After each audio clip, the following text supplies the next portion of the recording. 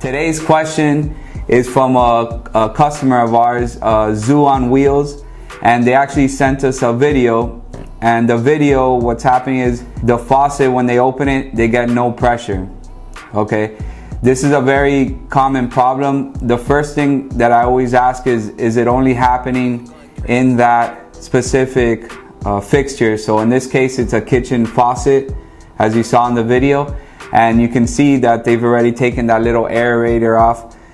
So that's like the first step, is you want to check. Sometimes the aerator is full of debris, and then that causes that there's no pressure. So they did the first part. As you can see, they still have no pressure, and they want to know what do I need to do next, right? So, or how do we go about fixing this? So the first thing is we want to track that towards the faucet now. So we just track the pressure all the way. We're trying to figure out where there's a stoppage or one issue, because it's only happening with that specific fixture with the faucet. So the next step is we're gonna go down underneath the sink, and there's these little hoses that connect to the faucet.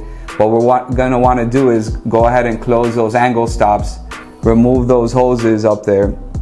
Okay, and then we're gonna wanna get like a bucket and flush out those hoses, because sometimes there's some debris that gets stuck right in that area where the faucet is. So we're gonna wanna flush all that stuff out.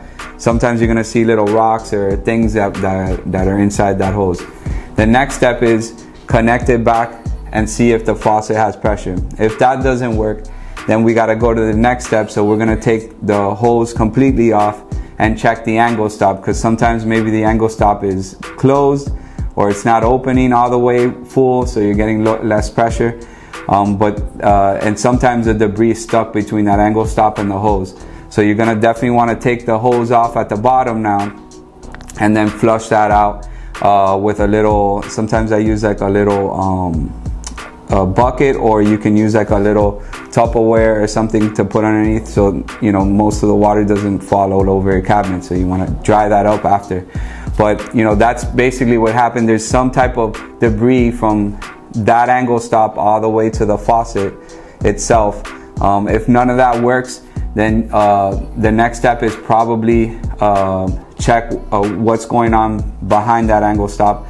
There could be a connection, a back connection down the line or something, but typically 99% of the time that's gonna fix the problem. I hope that helped you out, and if that happens to you and you can't figure it out, give us a call.